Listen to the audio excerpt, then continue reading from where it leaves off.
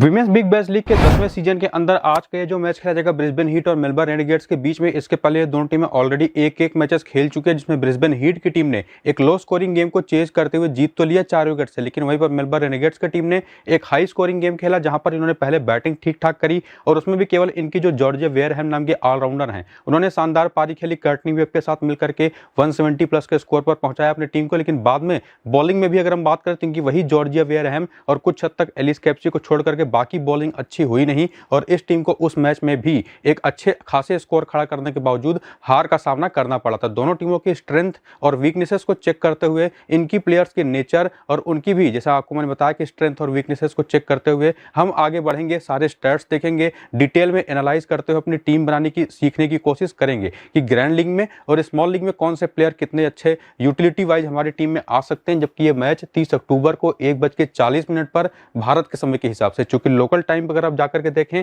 तो Allan Border field Brisbane के मैदान पर जहां पर यह मैच होगा शाम के 6:10 हुए होंगे, यानी कि एक नाइट वाला या आप कह सकते हैं कि डे नाइट वाला T20 मैच है, जहां की पिच जानी जाती है अपनी बैटिंग नेचर की वजह से। लेकिन जो यहां पर एक अनइवन बाउंस हमेशा से रहा है, तेज गेंदबाजों के लिए भी और स्पिनर्स के लिए भी वो मुश्किलें पैदा करता है किसी भी बैटिंग टीम को, और जनरली बैटिंग सेकंड करने वाली टीम को। टीमें यहां पर जो टॉस जीतती हैं वो काफी हद तक वेदर पर भी डिपेंड करेगा और पिच पर कितनी घास है उस पर भी डिपेंड करेगा कि पहले बैटिंग करें या पहले फील्डिंग करें। तो उसका जो अपडेट रहेगा कि टॉस जीत करके किसने क्या फैसला किया, पिच कैसी है, अगर पिच रिपोर्ट हमारे पास आती है, क्योंकि विमेंस बिग बैश में पिच रिपोर्ट्स आती है नहीं जल्दी, और अगर आएगी तो वो आपको मैं टेलीग्राम के चैनल पर बता दूंगा। बाकी जैसा आपको मैंने कहा कि यहाँ की पिचेस काफ़ी हद तक फेमस है अपने अनइवन बाउंस की वजह से, और इसी वजह से देखें तो रिजल्ट्स भी जो निकलते रहे हैं, पिछले सीजन के जो 7 मैचेस इस ग्राउंड पर खेले गए थे, WBBL का जो पिछला सीजन हुआ था उसमें 4 बार पहले बैटिंग करने वाली टीम, 3 बार पहले फील्डिंग करने वाली टीम जीती थी।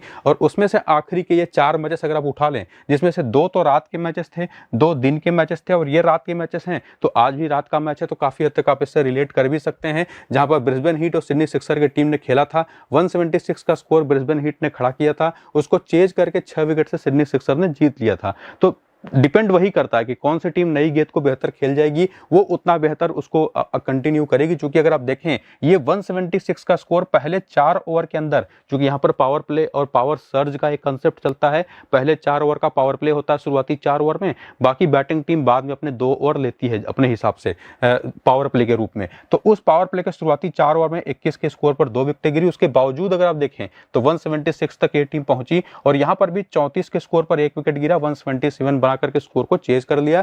जहां पर पहली इनिंग में पेस तो सेकंड इनिंग में केवल स्पिनर्स को विकेटें मिली, और ये भी जैसा आपको मैंने कहा कि पिछले सीजन का रात वाला मैच था। उसके बाद इस मैच को भी देख लें तो 169 का स्कोर ऑलमोस्ट चेज हो गया, 1 विकेट वहां पर बचा हुआ था इस टीम का, हालांकि 2 रन से ही हार का सामना करना पड़ा। यहां पर भी स्पिनर्स और पेसर्स दोनों को विकेटें मिली और पहली इनिंग का पावर प्ले सेकंड इनिंग के पावर प्ले से कंपैरेटिवली खराब गया था, और ये भी रात का मैच था। और बाकी के 2 और मैचेस भी देख लें तो 121 का स्कोर चेंज हो गया, यहाँ पर 184 का स्कोर काफी बड़े अंतर से डिफेंड हो गया। और एक चीज जो आप कंटिन्यूअसली देखेंगे पावर प्ले के दौरान की विकेटें गिरती रही हैं, केवल इस मैच को अगर आप छोड़ दें तो लगभग इन 4 में से 3 मैचेस में पहली इनिंग का पावर प्ले ज्यादा खराब गया है बैटिंग करने वाली टीमों का, और 22 विकेटें स्पिन और 29 विकेटें पेसर्स ने इन चारों मैचेस में ली। और जो ये आंकड़ा काफी करीब का आप देख पा रहे हैं दोनों तरीके के बॉलर्स का, वही काफी हद तक इंडिकेट कर देता है कि पेसर्स जहां पर विमेंस क्रिकेट के अंदर खास करके, जो कि रेयरली ही देखने को मिलता है कि आगे हों विकेट निकालने के मामले में, तो डेफिनेटली पेसर्स के लिए कितनी हेल्प वहां पर होती है। और खास करके पहली इनिंग में 29 में से 20 विकेटें मिली हैं पहले पिछले 4 मैचेस में, और स्पिनर्स को 22 में से 14 विकेटें मिली हैं सेकंड इनिंग में। तो इस पिच रिपोर्ट को देख लेने के बाद एक बात तो क्लियर है कि पिच कैसा व्यवहार कर सकती है पिछले हुए मैचेस के बेसिस पर। बाकी आज कैसी पिच रहेगी, आज की हमारी टीम कैसी बनेगी फाइनल स्मॉल लीग के लिए, वो सारे अपडेट्स आपको मैं अपने फाइनल टीम के रूप में टेलीग्राम और व्हाट्सएप चैनल पर करूंगा। तो लिंक इनका मैंने आपको डिस्क्रिप्शन में और पिन कमेंट में दिया हुआ है इसी वीडियो के। टेलीग्राम के चैनल के लिंक को क्लिक करिए, टेलीग्राम के चैनल पर पहुंचिए, नीचे के ज्वाइन बटन को क्लिक करके ज्वाइन हो जाइए, और व्हाट्सएप चैनल के लिंक को भी क्लिक करके व्हाट्सएप चैनल पर भी पहुंचिए, फॉलो बटन को क्लिक करके इस पर ज्वाइन हो जाइए, और उसके बाद नोटिफिकेशन बेल आइकन को ऑन कर लीजिए। चूंकि टेलीग्राम का कोई भरोसा है नहीं कि कब तक रहे, तो व्हाट्सएप पर आप बने रहेंगे तो अपडेट्स आपको लगातार मिलते रहेंगे। और जैसा मैंने आपको बताया कि फाइनल टीम, और अगर पिच रिपोर्ट आया तो आपको मैं उन दोनों जगहों पर पोस्ट कर दूंगा। फिलहाल ये है आपके सामने ब्रिस्बेन हीट का पूरा स्क्वाड और प्रोबेबल प्लेइंग 11 जो पिछले मैच अभी बेसिकली खेला था, और इनकी तरफ से जो बेंच इनका फिलहाल अगर आप देखें तो जेमाइमा रोड्रिग्स अभी फिलहाल के लिए अवेलेबल है नहीं, क्योंकि एक दिन पहले एक वनडे मैच, आखिरी वनडे मैच ये टीम खेलेगी इंडियन टीम न्यूजीलैंड के खिलाफ, तो शायद अगले मैच से अवेलेबल हो पाए। बाकी बेंच तो आप उनका देख ही पा रहे हैं। जहां पर बैटिंग ऑर्डर की बात करें तो यहाँ पर ग्रेस हैरिस, जॉर्जिया वेयरहैम और लॉरेन विनफील्ड, और लॉरेन विनफील्ड क्या है, इन्हीं की जहां पर रिप्लेसमेंट आई भी है। बाकी जेस जोनासन ने पूरे 4 ओवर की बॉलिंग की, 4 ओवर की बॉलिंग वहां पर आपको शिखा पांडे ने भी पिछले मैच में करके दिया, 4 ओवर की बॉलिंग निकोला हैंकॉक ने भी करके दिया, जबकि चार्ली नॉट और नडाइन डी क्लर्क ने 2-2 ओवर किए, और ग्रेस पार्सन को 3 ओवर मिला, जबकि सिएना जिंजर से 1 ओवर कराया तो गया, लेकिन 20 रन उसमें इन्होंने खा लिए, तो उसके बाद इनको कोई ओवर मिला नहीं। और इस टीम के पास जैसे शिखा पांडे नाम की जो पेसर हैं, ये पूरी तरह से आपको पता होगा इंडियन पेसर हैं, अंदर और बाहर दोनों तरफ बहुत अच्छा स्विंग कराती हैं गेंद को। शुरुआत में अगर पिच से मदद मिली तो बहुत खतरनाक बॉलर हैं, और खास करके इनकी इन स्विंगर्स वो कमाल की होती हैं, और कभी कभी आउट स्विंग भी कराती हैं। निकोला हैंकॉक भी कुछ उसी तरीके की बॉलर हैं, लेकिन इनकी शिखा पांडे के मामले में गेंद थोड़ी कम स्विंग होती है। और जेस जोनासन एक लेफ्ट आर्म ऑर्थोडॉक्स बॉलर जो कि डेफिनेटली काफी फायदा उठाती हैं, चाहे पिच स्पिन करे या ना करे। और उसके अलावा चार्ली नॉट एक ऑफ स्पिन बॉलर जो 2 ओवर करते दिखाई पड़े थे। नडाइन डी क्लर्क एक डेथ ओवर स्पेशलिस्ट हैं, और ग्रेस पार्सन एक लेग स्पिनर है। और बाकी बैटिंग ऑर्डर तो आपके सामने है ही, जिसमें पिछले मैच में अगर आपको मैं बता दूं तो शिखा पांडे ने शानदार बॉलिंग की, चार्ली नॉट ने बेहतरीन 40 प्लस की एक इनिंग खेली, जिसके दम पर ये टीम अपने 170 प्लस के स्कोर पर चेज करते हुए पहुंची भी थी और मैच को जीती भी थी। काफी बढ़िया बैटिंग उन्होंने की थी चार्ली नॉट ने पिछले वाले मैच में। और इसके अलावा पावर प्ले डेथ ओवर के बॉलर्स को भी आप देख लीजिएगा।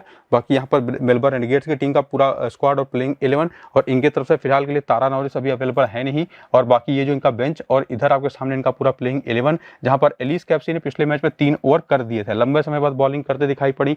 बाकी बॉलर्स इनकी जब चल नहीं रही थी, चूंकि जॉर्जिया वेयरहैम और एलिस कैप्सी ने मिलकर के 7 विकेट निकाले थे। जॉर्जिया वेयरहैम ने पूरे 4 ओवर किए थे, उसके पहले 60 रन की एक बड़ी शानदार पारी भी खेली थी। बाकी सोफी मोलिन्यूक्स ने भी पूरी बॉलिंग की। बाकी यहाँ पर सेरा क्वार्टे ने 2 ओवर किए, लिंसी स्मिथ ने 3 ओवर किए, 3 ओवर सोफी मोलिन्यूक्स से कराया गया और 2 ओवर मिली इलिंगवर्थ से कराया गया। और इसमें सेरा क्वार्टे भी वही थोड़ी बहुत स्विंग करा लेती हैं बॉल को, लिंसी स्मिथ, और साथ ही साथ यहाँ पर सोफी मोलिन्यूक्स एक तरह के लेफ्ट आर्म ऑर्थोडॉक्स बॉलर हैं।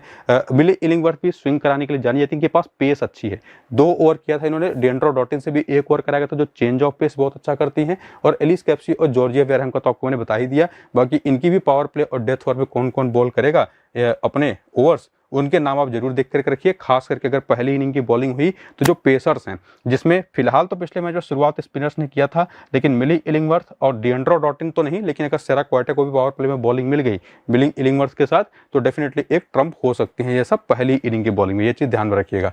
अब आपके सामने है आंकड़े, सबसे पहले ब्रिस्बेन हीट की टीम की। और ब्रिस्बेन हीट की टीम की तरफ से जैसी परफॉर्मेंस पिछले मैच में इनके प्लेयर्स की आई, उसी तरह से प्लेयर सिलेक्शन भी है। हालांकि जॉर्जिया रेडमैन तो पिछले मैच में चली नहीं थी, लेकिन जॉर्जिया रेडमैन और ग्रेस हैरिस लगभग सभी के फैंटेसी टीम में आज के इस मैच में रहेंगी। जेस जोनासन और चार्ली नॉट भी रहेंगी, शिखा पांडे और निकोला हैंकॉक भी रहेंगी, जिसमें शिखा पांडे ने पिछले मैच में 2 विकेट लिया, 1 विकेट लिया निकोला हैंकॉक ने। और उसके पहले की भी परफॉर्मेंसेज और रिसेंट फॉर्म्स अगर आप देखते चलें तो दोनों ही बॉलर्स जो इनकी पेसर्स हैं काफी बढ़िया विकेट निकालती रही हैं, उसके पहले भी फॉर्म में भी थी। जबकि चार्ली नॉट एक ऑलराउंडर जो बल्ले और गेंद दोनों से लगातार कंसिस्टेंटली नंबर्स देते आ रही हैं, तो ये भी डेफिनेटली एक ऑब्वियस सी चॉइस हो जाती है। जेस जोनासन एक बहुत बड़ी प्लेयर है, ये तो कप्तान है, बस कप्तान के रूप में भी बहुत ही सेफ ऑप्शन है, परफॉर्मेंस भी ठीक ठाक रही थी। बाकी जॉर्जिया रेडमैन जो कि कंसिस्टेंसी को लेकर के इनका इश्यू रहता है, लगातार रन्स इनसे बनते हैं नहीं, वो जो कि आप यहां पर भी देखेंगे, लेकिन स्टिल विकेट कीपिंग सेक्शन में बेस्ट ऑप्शन है। हालांकि वहीं पर आपको एक लॉरेन विनफील्ड का भी डिफरेंशियल ऑप्शन मिल जाएगा। अगर पहली इनिंग की बैटिंग है तो क्या आप इनको लेके जा सकते हैं लॉरेन विनफील्ड को जॉर्जिया रेडमैन की जगह पर कि नहीं,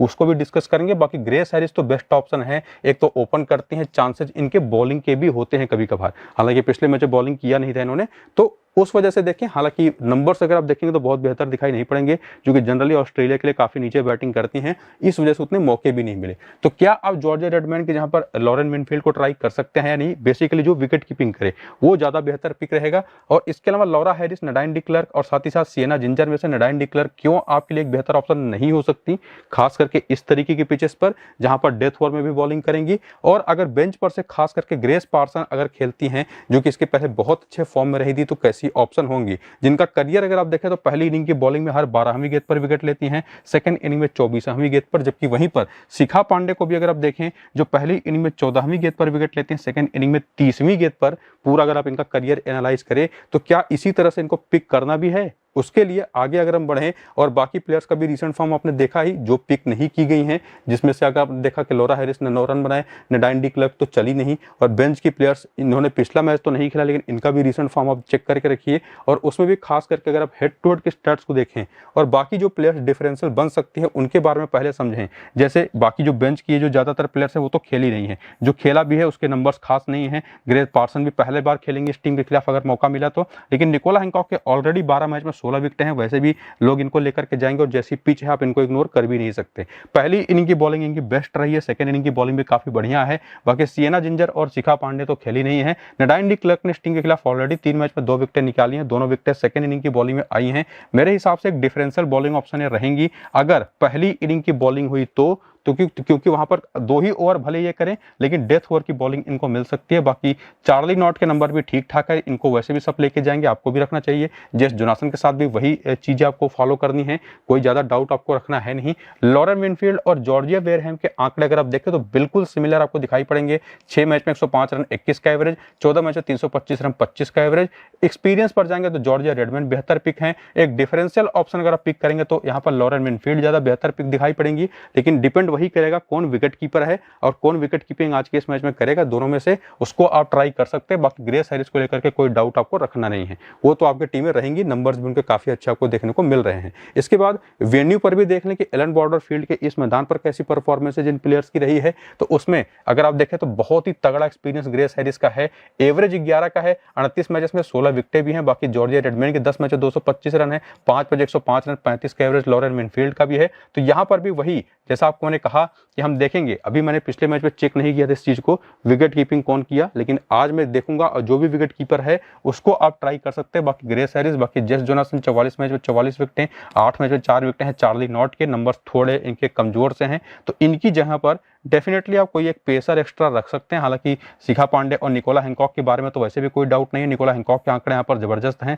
और बाकी यहाँ पर लॉरा हैरिस के आंकड़े आप देख लीजिए। नडाइन डी क्लर्क को अगर आप चाहें तो चार्ली नॉट की जहाँ पर एक ट्राई कर सकते हैं, लेकिन अगर पहली इनिंग की बॉलिंग इस टीम की हुई तभी। तो यही सारे चीजें आपको चेंजेस और रोटेशंस करनी होंगी ब्रिस्बेन हीट की तरफ से, और उस तरीके से अपनी टीम बनानी है। बाकी फाइनल टीम तो आपको मैं दूंगा टेलीग्राम पर। यह है आपके सामने दूसरी टीम जो कि है मेलबर्न रेनेगेड्स के नाम से, और इस टीम की तरफ से अगर आप आज के इस मैच में देखेंगे टीम बनाते वक्त तो जो सबसे मेन ऑप्शंस हैं उसमें Alice Capsey, Deandra Dottin, Georgia Wareham, Sophie Molineux, ये 4 ऐसी ऑप्शन है जिनके साथ सभी गए हैं। और एक कंफ्यूजन लोगों के दिमाग में है कि कर्टनी वेब के साथ जाएं या जाएं यहाँ पर लिंडसे स्मिथ के साथ, जिन्होंने पिछले मैच में 1 विकेट लिया, उसके पहले भी अच्छे फॉर्म में थी, और कर्टनी वेब ने 43 रन की पारी खेली पिछले मैच में बढ़िया, और उसके पहले भी अच्छे फॉर्म में थी। शुरुआत में काफी अच्छी बैटिंग कर रही थी, लेकिन जब विकेट गिरना शुरू हुआ तो ये थोड़ा स्लो हो गई और फिर विकेट दे करके चली आई। हालांकि एमा डी बरो जो डोमेस्टिक सीजन बहुत अच्छा खेल करके आई हैं, बॉलिंग भी कर रही थी, हालांकि पिछले मैच बॉलिंग मिला नहीं, 19 रन की पारी खेली। और बाकी जो परफॉर्मेंस रही थी जिसमें एलिस कैप्सी ने 2 विकेट ली, 4 रन बनाए, ड्रेंडर डॉटिन तो परफॉर्म नहीं कर पाई लेकिन फॉर्म में रही थी इसके पहले T20 वर्ल्ड कप में। इसके अलावा जॉर्जिया वेयरहैम ने कमाल की परफॉर्मेंस दी पिछले मैच में। बाकी सोफी मोलिन्यूक्स ने 17 रन बनाए, 1 विकेट लिया। तो ये जो ऑप्शंस है जिनके बीच में कंफ्यूजन है या जिनको सभी लोगों ने लिया है अपने 5 प्लेयरों के रूप में, बाकी नियोमी स्टेलेनबर्ग, उसके अलावा ऑप्शन आपके पास है निकोल फॉल्टम जो कि बैटिंग में बहुत नीचे आती है तो उतनी यूजफुल रह नहीं जाती, लेकिन एक ऑप्शन सेरा क्वेटे का डेफिनेटली है अगर पहली इनिंग की बॉलिंग हुई तो, जिनका फॉर्म अगर आप देखें तो पिछले मैच में विकेट नहीं मिला, 2 ही ओवर मिले थे बॉलिंग करने को, लेकिन उसके पहले के 3 मैच में देखेंगे तो 6 विकेटें हैं। करियर इनका चेकआउट करेंगे तो बहुत तगड़ा नहीं रहा है। T20 में 20 का स्ट्राइक रेट है पहली इनिंग का, 19 का सेकंड इनिंग का। स्टिल पहली इनिंग की अगर बॉलिंग है तो इनके साथ आप जा सकते हैं। कर्टनी वेब या लिंडसे स्मिथ में से जिसको भी आप लेना चाहते हैं उसके जगह पर आप सेरा क्वेटे को ट्राई कर सकते हैं पहली इनिंग की बॉलिंग में। बाकी मिली इलिंगवर्थ के साथ भी मैं वही प्रेडिक्शन करूंगा, हालांकि इनको विकेटें कंसिस्टेंटली नहीं मिलती हैं। एक ही मैच में पिछले 5 मैच में विकेट मिला है 3। बाकी जो बेंच है उसमें से हेली मैथ्यूज पिछला मैच नहीं खेली थी, पिछले मैच में इनको रेस्ट दिया गया था। चांसेस हैं, अवेलेबल हैं ये सिलेक्शन के लिए, लेकिन चांसेस हैं कि आज खेल जाएं। खेलेंगे तो डेफिनेटली अभी मैंने इनको टीम में भी रखा हुआ है, लेकिन परफॉर्मेंस देखें तो रिसेंटली काफी बढ़िया रही है। तो बाकी जो प्लेयरों को लेकर के कंफ्यूजन है कि किसको लेकर के जाएं, और जैसा आपको सेरा क्वेटे के बारे में बताया, एमा डी बरो, उन्हीं को समझने के लिए थोड़ा सा और डिटेल में हेड टू हेड स्टैट्स की तरफ चलें तो आप देखेंगे कि एमा डी बरो के 1 मैच में 42 रन है, बढ़िया बैटिंग की इन्होंने पहली इनिंग की बैटिंग में इसी टीम के खिलाफ। इसके अलावा जो सेरा क्वेटे है इनके 18 मैच में 18 विकेट, यानी कि एक्सपीरियंस तगड़ा है, लेकिन जैसा कि करियर इनका रहा था लगभग पर मैच एक ही विकेट का नंबर आपको लगभग दिखाई पड़ेगा इस टीम के खिलाफ। बाकी लिंडसे स्मिथ के भी 2 मैच में एक ही विकेट है, मिली इलिंगवर्थ के भी 2 मैच में एक ही विकेट है। तो डेफिनेटली अच्छी ऑप्शन तो है सेरा क्वाइटेक डिफरेंशियल बॉलर ग्रुप में, लेकिन अगर आप पूरी तरह से सेफ खेलना चाहते हो तो ज्यादा सेफ यहाँ पर लिंडसे स्मिथ रहेंगी और रिस्की तो यहाँ पर रहेंगी, यहाँ पर खास करके कर्टनी वेब। हालांकि जरूरी नहीं है कि पूरी तरह से रिस्की रहे, काफी सारे लोग उनको टीम में पिक करेंगे, और लेकिन फिर भी जहां पर जैसे इनके नंबर्स हैं और ऊपर चूंकि बैटिंग करती हैं तो थोड़ा सा रिस्क रहेगा, क्योंकि सामने की बॉलिंग आपने देखी है, शिखा पांडे, निकोला हैंकॉक जैसी पेसर शुरुआत में रहेंगी तो दिक्कत तो इनको होगी। और बाकी जो सेफर ऑप्शन है और उसमें से भी हेली मैथ्यूज जिनके नंबर शानदार हैं, नीचे जो बेंच की प्लेयर है इनके नंबर भी आप देख सकते हैं। लेकिन जो बाकी प्लेयर, और एक ध्यान और रखिएगा जॉर्जिया प्रेस्टिविच का, राइट आर्म मीडियम पेसर है, 4 मैच में 4 विकेटें हैं, इनके भी नंबर देखेंगे तो सेकंड इनिंग के बेस्ट हैं। और ध्यान रखिए कि अगर जॉर्जिया प्रेस्टिविच खेल गई आज के इस मैच में तो ना तो आपको लिंडसे स्मिथ के बारे में सोचना है, ना तो सेरा क्वाइटेक के बारे में, ना तो कर्टनी वेब के बारे में, सीधे जॉर्जिया प्रेस्टिविच को लेके जाना है। और बाकी जो प्लेयर्स सेफेस्ट हैं उसमें डेंडर डॉटिंग के आंकड़े देख लीजिए, एलिस कैप्सी के आंकड़े देख लीजिए। नंबर्स हालांकि जॉर्जिया वेरहम के बहुत अच्छे नहीं है लेकिन स्टिल, और इसके अलावा सोफी मोलिन्यूक्स, ये तो आपकी टीम में आएंगी ही। नंबर्स हालांकि आपको बहुत ज्यादा इंप्रेसिव देखने को नहीं मिलेंगे। तो हेड टू हेड के आंकड़ों से भी काफी हद तक चीजें समझ ली हमने। बाकी वेन्यू के भी डिटेल को देख लें तो इस मैदान पर जो खेले गए मैचेस हैं इस टीम के प्लेयर्स के द्वारा, उसमें इनके परफॉर्मेंसेस में देखें तो कर्टनी में पूरी तरह से फ्लॉप रही हैं। इसके अलावा जो वही लिंडसे स्मिथ के भी एक मैच में कोई विकेट नहीं है, और यहाँ पर जॉर्जिया प्रेस्टिविच के 6 मैच में 6 विकेटें हैं, सेरा क्वाइटेक के 13 मैच में 14 विकेटें हैं। तो पेसर्स बेहतर दिखाई पड़ रही हैं, कंफ्यूजन दूर होता है। बाकी एलिस कैप्सी के आंकड़े भी बढ़िया है। यहाँ पर अगर आप देखें डेंड्रो डॉटिंग के नंबर ठीक ठाक से हैं, एवरेज। बाकी जॉर्जिया वेरहम के 10 मैच में 8 विकेटें हैं, 7 मैच में 5 विकेटें सोफी मोलिन्यूक्स के हैं। तो आंकड़े अगर आप बेसिकली देखें तो जो सेफर ऑप्शंस हैं उसमें डेंड्रो डॉटिंग के आंकड़े कहीं बेहतर नहीं दिखाई पड़ रहे थे, लेकिन जो कंफ्यूजन था वो हमारा दूर हुआ। एमा डी बरो हमेशा एक ग्रैंड लीग, स्मॉल लीग, हमेशा एक ट्रम्प ऑप्शन ग्रुप में आपके पास अवेलेबल है, और इवन जॉर्जिया प्रेस्टिविच भी और सेरा क्वाइटे भी। इन चीजों को आपको ध्यान में रखना है क्योंकि पिच ऐसी है एलन बॉर्डर फील्ड की। तो जो भी अपडेट्स रहेंगे पिच के रिगार्डिंग और साथ ही साथ टॉस के बाद जो भी अपडेट आएगा, क्योंकि फाइनल टीम हमारी टॉस के बाद ही बन पाएगी, वो आपको मैं टेलीग्राम और व्हाट्सएप चैनल पर प्रोवाइड करवा दूंगा। तो पूरा वीडियो देख करके दोनों ही चैनलों का जो लिंक मैंने डिस्क्रिप्शन और पिन कमेंट में दिया हुआ उसको क्लिक करके दोनों चैनल को ज्वाइन कर जाइए, और ये टीम चाहिए तो अभी के लिए बना करके सेव कर लीजिए और वीडियो शुरू से अंत तक पूरा देखिए, ताकि आपको सारी क्लैरिटी मिल भी जाए। ग्रैंड लीग, स्मॉल लीग की टीम सब कुछ बन जाएगी। फिलहाल इस वीडियो को यहाँ पर करेंगे खत्म, चलते हैं, नमस्कार।